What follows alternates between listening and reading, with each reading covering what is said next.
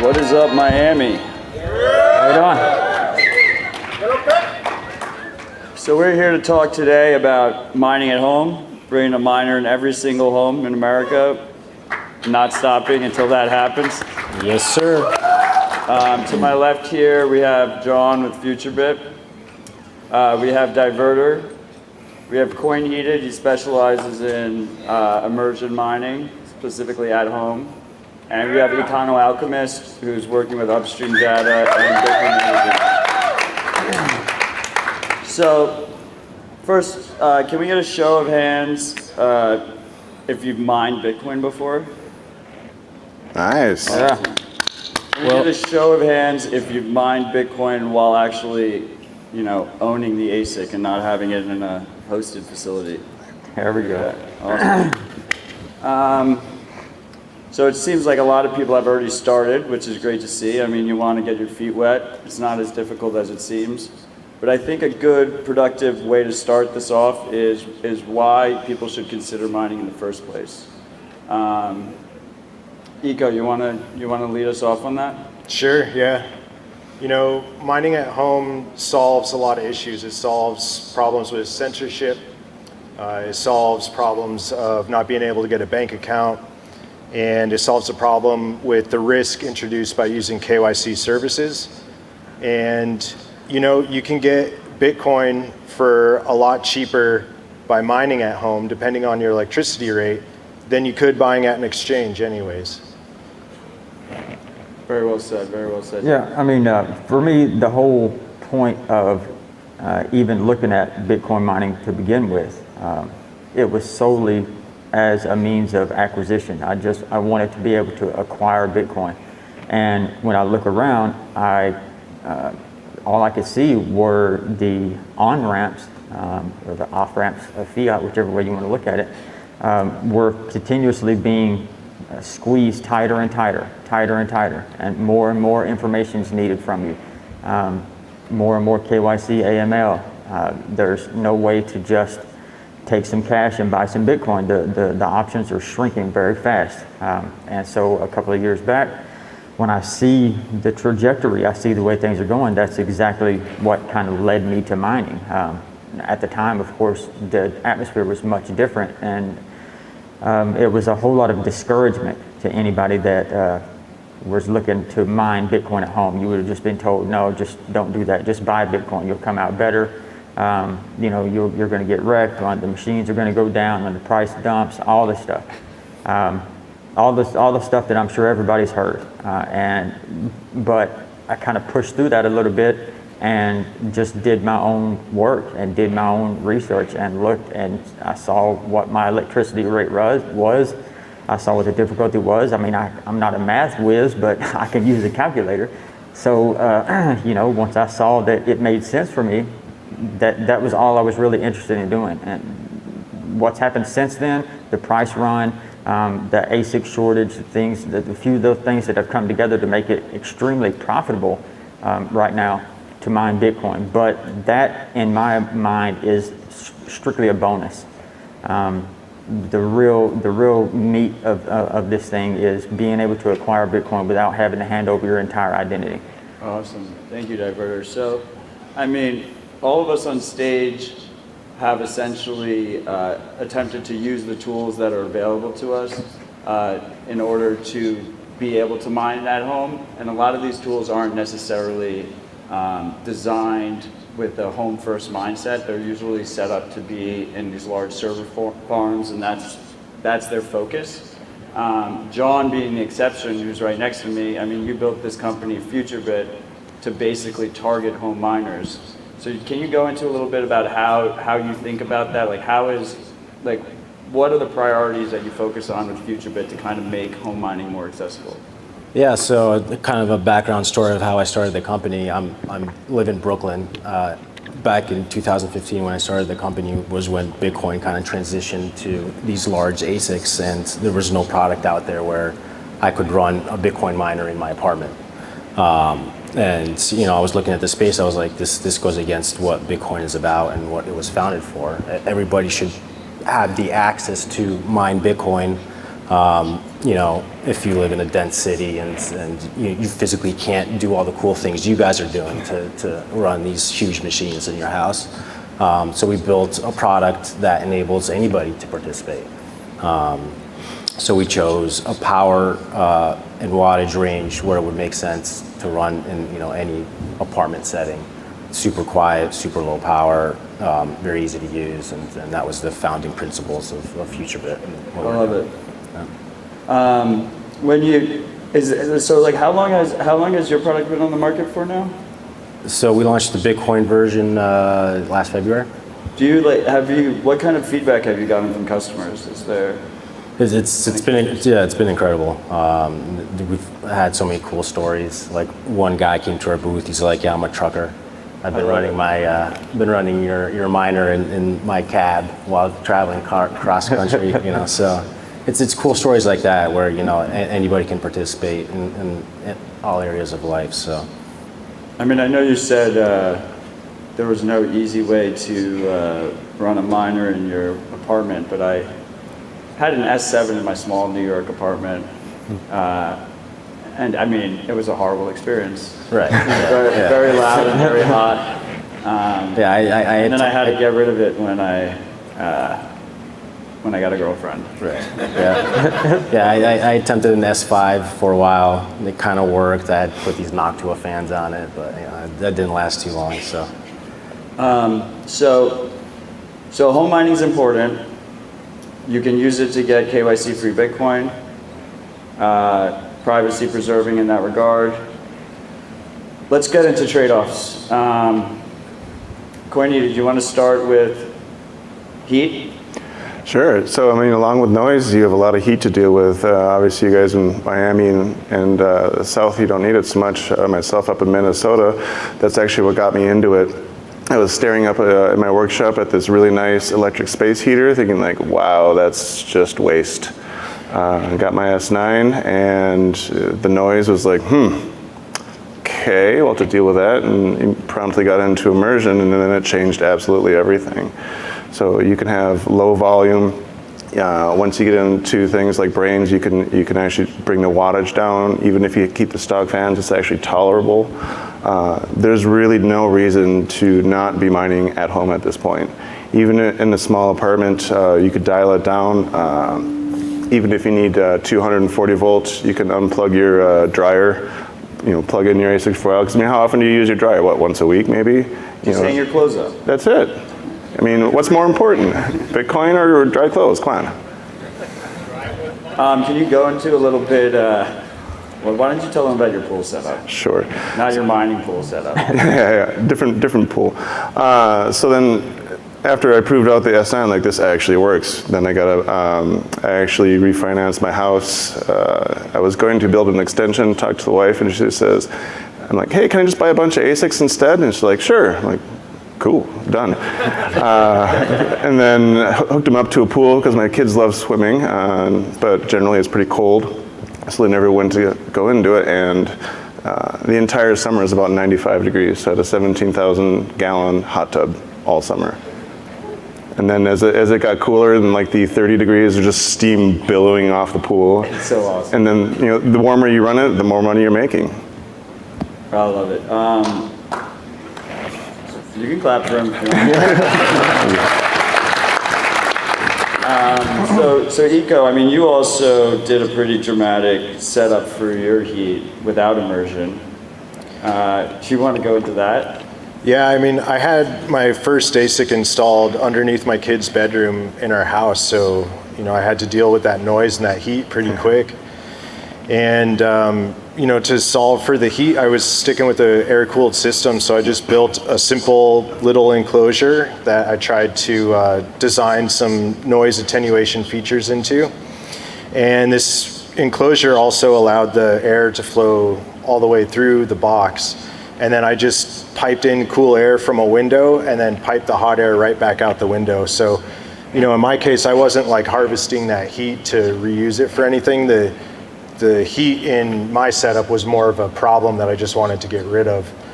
So I just put an inline fan in the ductwork and just sent it right back out to atmosphere. Then I the China ban happened, the markets crashed, and I saw that as a good opportunity to buy some more ASICs. So I bought some more and then tried making a elaborate setup that the circuitry inside the house held up pretty well, but I ended up burning down the overhead lines in between my house and the utility pole. Yeah. Thank you to my wife for giving me a call and letting me know the power lines were on fire so I could rush home and address the issue. So I backed off my setup a little bit, and then we decided to sell our house and move out to the country. And right now I'm in the process of building out a shipping container so that I can run all of my ASICs off of a 400 amp service. But yeah, in the new setup, I had taken the 2 ducts out of the window and just replaced them with like a gable fan. And I just routed the heat vertically into a big chamber, and then it all got sucked out the window. And as far as the heat went, that worked pretty well. But now I also have a black box from Upstream Data, and so that's hooked up and running in our backyard. And that just forces the hot air out of the box and off to atmosphere. So this is like a easy plug and play problem solver. Right, too. when you did it, you had to build it all by hand. Yeah. Now Upstream just gives you a nice purpose-built device, Yeah. a purpose-built box that you just put an ASIC into it. Yep, so the Upstream one is weatherproof, so it's designed to be outside and in the elements, where the DIY version that I built out of plywood, like I've got one of those running in my basement, and that won't withstand weather. And then I believe Diverter, when you first released your home mining guide, you used a cooler, right? Well, yeah, first of all, don't judge me off of today's standards. Because over the last year and a half to 2 years area, there's been a serious resurgence in home mining. And there have been a ton of advancements in the way that people handle their heat, the way they handle cooling, and the way they handle storage, just everything. Once people really started understanding and seeing the same things that we all see, as far as the KYC dangers, the issues with acquiring Bitcoin, this other option that now exists, Bitcoiners, they start coming up with solutions. So yeah, ton of good stuff has happened since then. But when I did my original one, yes, I just went to Walmart. I bought a regular Igloo cooler, I think it was. Drilled a hole on both sides, put some ducting, in and out, and then I threw. I had a window air conditioner unit that was running at the time anyway, so I took a little piece of ducting and ducted off just a little bit of that window AC cool air, and shot it into the cooler, and then ducted the heat out the backside. And honestly, the window air conditioning unit was louder than the miner was, and this was an S17. This was when the S17 Pros were just hitting, and that ran great for a while. I got my return on investment on that machine. I ended up being able to sell that machine basically for the same price that I paid for it in fiat terms. And this is after I'd already made my money back in Bitcoin terms. So. A lot of things have changed and come a long way. The prices of ASICs have gone up a lot. The immersion stuff is really interesting. It's super smart. Even the air-cooled stuff like Econo's been doing, like there's just so much, and there's so many places you can go on Twitter and find all kinds of people now that have big long threads about all the cool things they've done with this air. And now to see this, we were talking backstage, I haven't really gotten a chance to look or play with this product. I know Eco has, but I'm super excited for anything that is exactly what this product is. I mean, I think we've all been kind of looking for this for a long time. Yeah, and to go off the comments you just made regarding non-KYC and why it's so important, I think it's a topic we really need to press. Is Bitcoin mining has to go away from these centralized huge mines that are currently controlling a huge portion of the hash rate. we need millions of people involved. It can't be just 10,000 DIYers, right? It needs to be millions of people need to be participating in this network. Anybody that owns Bitcoin, whether it's 100 Satoshis on Coinbase, should be participating in mining, because that's one of the pillars of Bitcoin, right? That's what secures the network. That's what validates transactions. And there's nothing to stop these huge, Marathon and Riot and publicly traded companies from, censoring transactions. They're very easy to go after. 100%, Yeah, they can't go after a million individually. And like, it won't be that there's necessarily all miners are home miners or all miners are distributed miners, but as long as there's this like intolerant minority of Exactly. small distributed miners Yep. located around the world, Bitcoin's in a much more robust place. So I've had public conversations about home mining and trade-offs of home mining with all three of those guys many times. I kind of feel like you kind of fucked our panel with your new product, because like we usually talk about the three main trade-offs, which is electric, heat, and noise. Like, what are the trade-offs of your product? Like, The trade-offs is you can't earn as much Bitcoin as a S19, that was the point of the product, right? The point was to make it low power enough where most people wouldn't. you can just plug it into a regular outlet. Right, yeah, it's 120 volts, 100 You watts. don't even have to consult a licensed electrician. No, of course not. Yeah, it's like running a high-powered computer pretty much 24/7. So. Nobody likes to show off.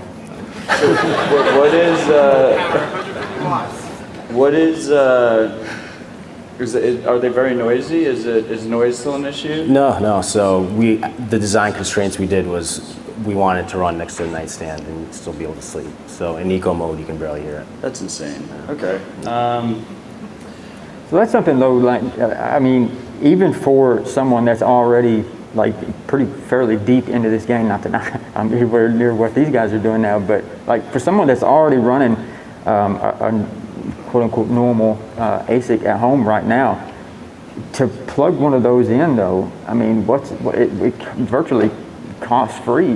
Basically, you're 200 watts of electricity. That's no big deal. You've got a couple of terahashes. If nothing else, point that at CK pool, a solo pool, solo mine. We've seen how many blocks this year have been mined by very small solo miners. You know what I mean? With just a couple of terahash. I know one or two of those guys did. So like even for somebody that's already mining, like the product makes sense in my mind. You know what I mean? Like it's a real win. I can't speak too much on it because I haven't played with it myself. But if it is capable of delivering on the even 3/4 of the things that we think that it can, I think it's a real big deal. It's a big deal. Well, I'm trying to figure out like what the argument is. Yeah. For not using his product.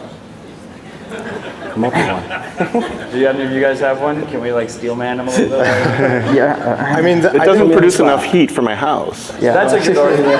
If you can actually recapture the heat, And there's an argument right. to be made that the more industrial. Right, so I'm literally heating a 4,000 square foot house purely with ASICs right now, and when it's 20 degrees outside, it's 80 inside, and so my wife is like, oh, it's too hot in here, like just open some windows. It's 20 degrees outside, it's freezing, there's snow on the ground, like open up the windows, it's too hot.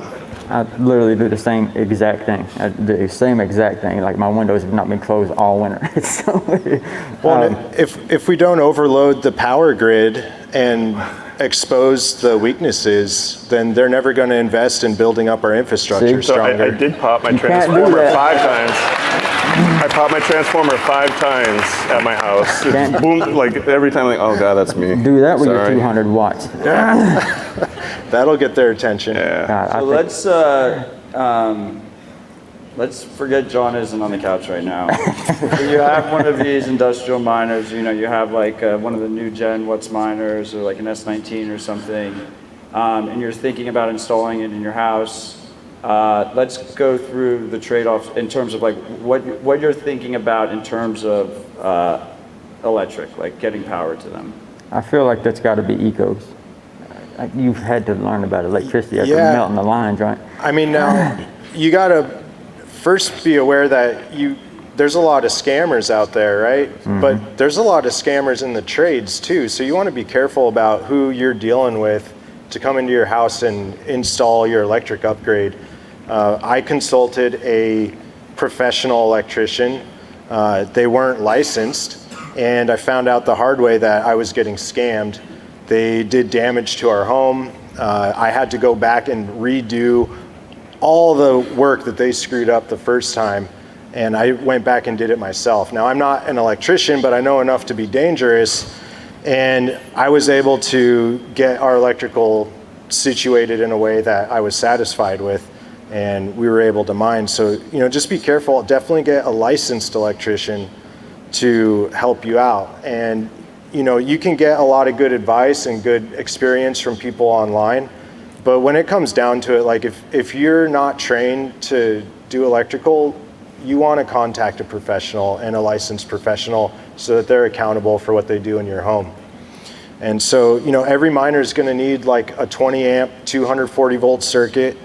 A lot of us have these kinds of circuits installed in our home for our dryers or other large utilities or appliances. And, you might be able to just swap out an outlet, and for a couple $100, you have a professional electrician do it and you're good to go. You can plug in your miner. Depending on what you want to do, you might need to upgrade your entire panel and have a whole new electrical system installed. And that's definitely doable too, and it may not be as expensive as you think. Yeah. I think as far as home mining goes, the trade-offs, the things you need to think about if you're really thinking about doing this thing is, you talked about the electricity, but and I'm sure you can deal with the heat. I'm going to go ahead and take the noise part of it. The noise of these machines, whatever you have in your mind, if you've never run a miner in your home before, whatever you have in your mind as how loud this machine is, you are nowhere near it. You're way. It's like running a shop vac 24/7. You're way under. You're low. You're extremely low. Whatever's in your head right now, you're low. It's loud. It's annoying. It is unbelievable.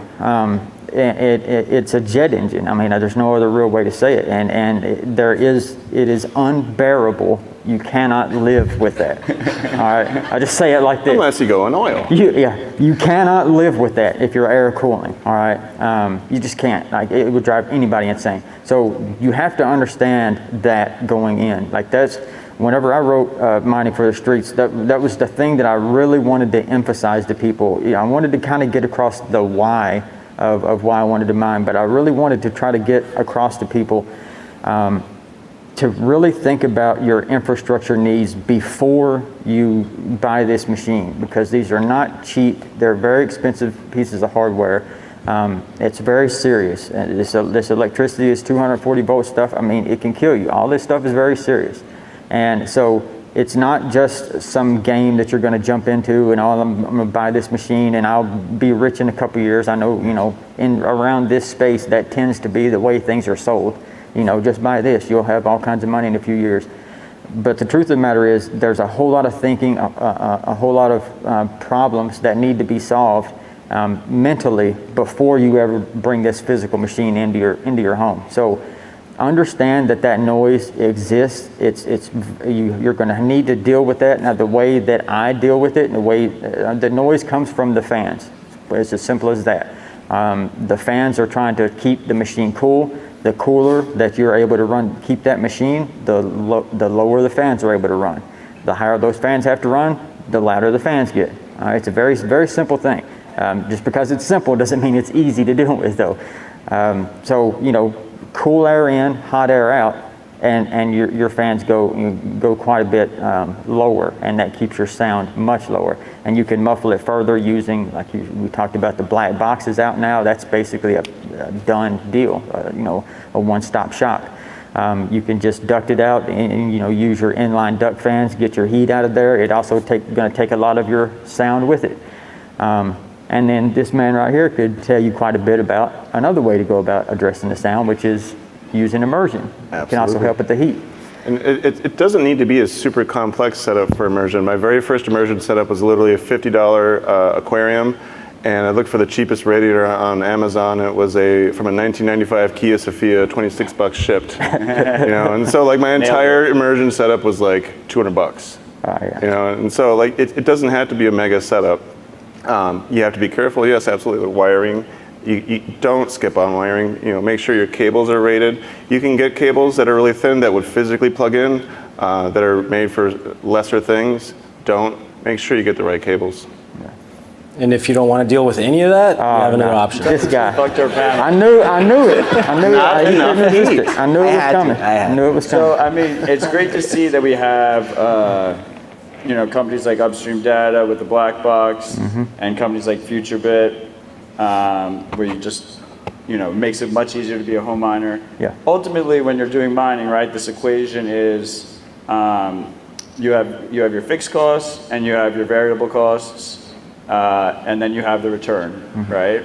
And most commercial miners are looking to get a healthy profit off of that, but I think most of us on stage would argue that break even for a retail consumer for a home miner seems like it'd be fine because you're getting KYC free sats.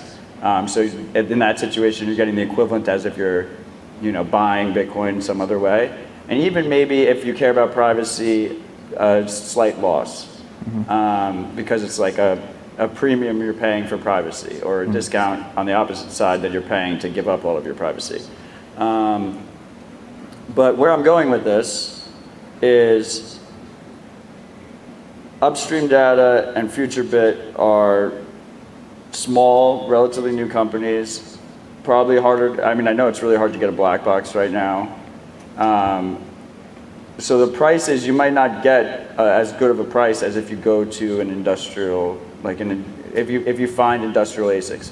So, but that's not necessarily easy to source those ASICs. So I think we should talk a little bit about what's best practices when actually trying to buy ASICs. Yeah, that's definitely one of the big problems. As Eco pointed out earlier, everyone's a scammer, right? And in this particular area, it gets really bad. And let me tell you, some of these guys, some of these companies, whoever are perpetrating these scams, some of them are very good. Yeah. They're very good and they're very convincing. I know and I'm pretty sure probably some of these guys up here have come very close to sending my Bitcoin to one of these people. I remember one time in particular, I literally was hovering over the send button. And I just couldn't make myself do it. There was something that just told me no. And it was a scam. So all that to say, there are plenty of people that would help you, myself included. I know these guys up here probably, if you would shoot them a message. Telegram has become kind of really the go-to, in my opinion, for acquiring ASICs these days. There are a couple of good Telegram groups. Hardware Market, Kaboom Rex. I saw Nick Foster is here somewhere. Somewhere out there. Yeah, I saw him here. Nick is excellent to buy ASICs from. And the good thing about using Telegram and using these smaller places like Kaboom Rex or these guys, most of the time, these guys are Bitcoiners. So they get it. They're not just some random salesman selling you a piece of hardware. They're a Bitcoiner. So whenever you hand over your name as Joe Schmo for your delivery, they're not gonna, hey, come on, bro, I need your real name. I don't care. That's your real name then. Your name's Joe Schmo. Nice to meet you, Joe Schmo. So they're willing to help you preserve your privacy. They're going to accept your Bitcoin. A lot of places I don't mind Farm Buy, I'm pretty sure is 7%? Yeah. 7% discount if you pay in Bitcoin. So those are things to take into account, but it's also worthy of note that your return on investment would change depending on how you paid for this ASIC. If you use your already hard-earned sats to buy this machine, now your return on investment is no longer priced in fiat. Your return on investment is priced in the amount of the Bitcoin that you gave up to get this machine. It's always priced in the Bitcoin, though, isn't it? Sure, but to an extent, if you, yes, to a degree, for sure. But if you're able to part with this dirty fiat instead of your Bitcoin, then you can just do like I did, refinance your home. Right. Then once you get you could potentially, depending on what the price does, mine a very small amount of Bitcoin and have your return on investment in fiat terms if you let go of just fiat. But if you hand over, 0.2 Bitcoin right now to buy a machine, then it doesn't matter if Bitcoin went to 2 million. You're in fiat terms, you've got all kinds of return on investment, but you ain't got that 0.2. You're right. And to kind of go off that for a second, what we tell, like our customers come to us and they ask this question all the time. Right. And how I explain it to them is, you're not mining dollars, right? That's not the point of Bitcoin mining. You're mining Bitcoin. And that's how we need to change that mindset of how people think about mining. You're not mining dollars. Forget about dollars. You're stacking stats. That's the point. And as long as you're stacking those stats, accumulating them over time, there's never been a moment in history where anybody has bought any hardware that has not broken even in Bitcoin's entire history. And that includes USB miners, whatever. Right, I mean, if you're thinking in fiat terms, right? Right, yeah. Yeah.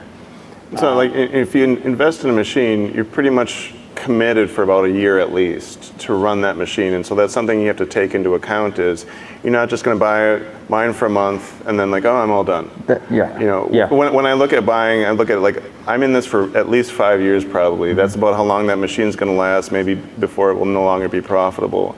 But the amount that I'll make on that in Bitcoin is worth so much more to me because I'm going to be holding it for 5, 10, 15 years on top of that. And having that, it's priceless to me. Well, that was one of the arguments that I kind of made in the original paper I wrote, was that a home miner, in my opinion, is the most bullish person on Bitcoin. Like that, they are making the most bullish bet that you can make for a regular home miner, for a person that's going home and unplugging a dryer and plugging in an ASIC and figuring out a way to deal with that noise.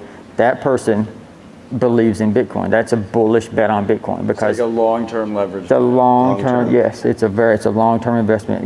And like he said, you can't just wake up one day and decide I'm going to sell all my sats on whatever exchange you're on and just forget about Bitcoin. Like, no, you've likely made infrastructure adjustments. You've got all this ducting. You've got this machine. You've got there is no just walking away.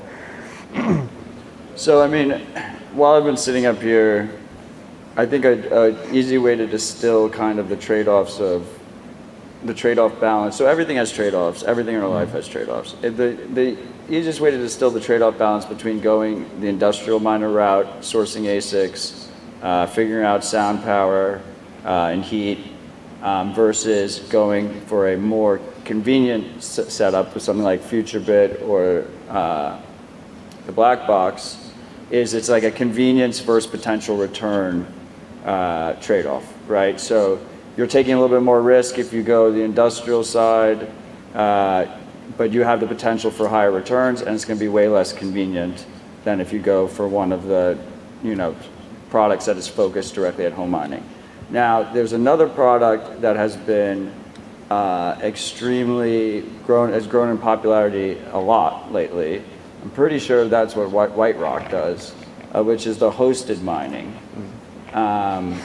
Can we discuss what the trade-off is between using a hosted mining service rather than, controlling the miners at home? Maybe, do you want to start or? Yeah, sure. I mean, I'm kind of on the same boat with not your keys, not your coin, not your hardware, not your Bitcoin. You don't own the hardware; it's not yours. There's been a long history of cloud mining providers that they don't even own the hardware that they're mining off, and it's essentially turns into a Ponzi scheme. So again, it comes down to fully participating in Bitcoin. And what it means is you taking personal responsibility and you personally running the whole ecosystem. That means your own hardware wallet, means your own node, means your own miner. And that's kind of where I stand on that. Love it. Yeah, I think I've probably been, I've been extremely fair, I feel like, with hosting providers. I've actually defended hosting. You defended them on my show. A couple of times I've defended, not necessarily a specific hosting providers, but the idea of hosting I've defended. Then this guy comes along and again ruins everything. But my defense of hosting is more just so that, I mean, it's just such an individualized thing. Like everybody has a different rate. It depends on where you're living at. Bitcoin is a global currency. And so there, you know, it's very easy to sit here right now in the United States in my, you know, with my electricity running great all the time and my internet running fine all the time and everything's good. And, you know, and just tell everybody, hey, everybody should, why aren't you mining at home? But I got to continue to think in my mind, like this is a global currency. I don't know exactly who I'm talking to whenever I'm online. Like I could be talking to somebody that, you know, they don't have the ability to be, or maybe they have the electricity, but you know, they're in a place like Germany or somewhere where the prices are just exorbitant. It's ridiculous.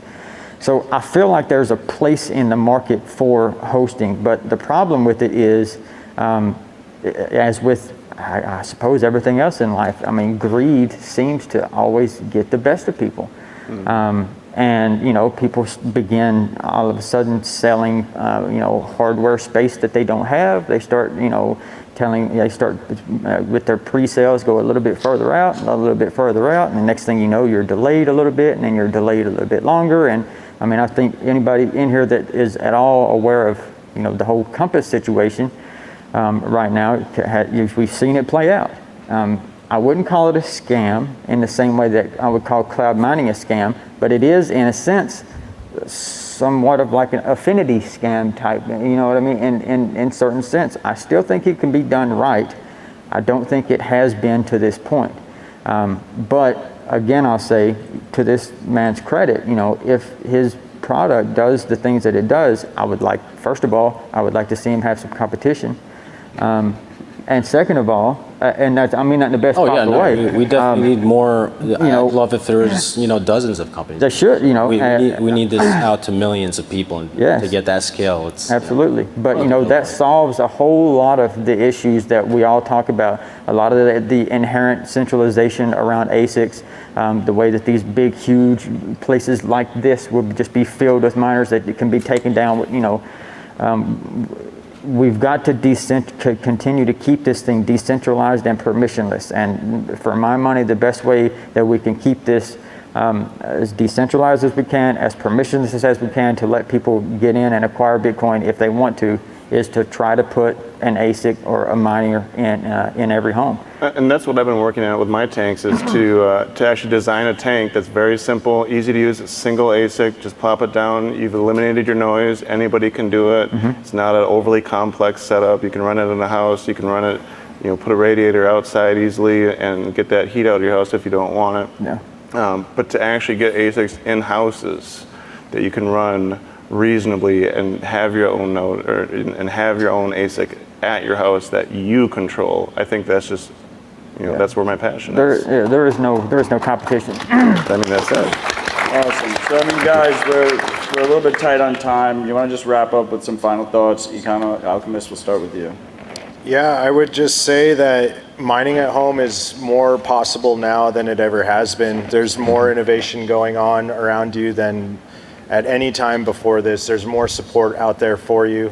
And if you're interested in it, just, you know, feel free to reach out to me or anyone else in the community. There's a lot of people willing to share their stories with you and help point you in the right direction. Thanks, Eco. I'd say it's a lot easier than you think. Don't let it scare you like, oh, this is too much. Like you said, there's a huge community out there. Absolutely do it.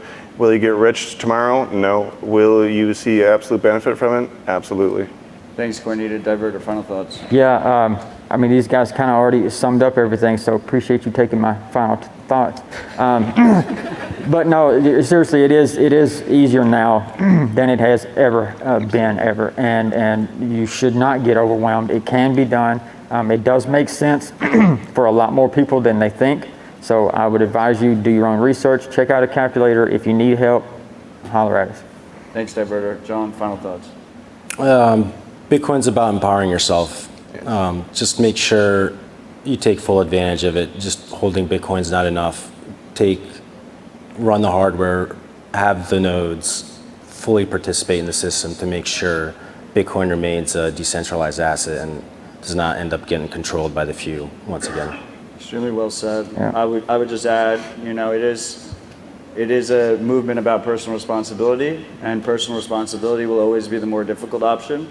But it's up to you if you want to take that route. With all that said, I want to thank our panelists. I want to thank you guys for joining us. Start hashing tomorrow. Let's fucking make it happen.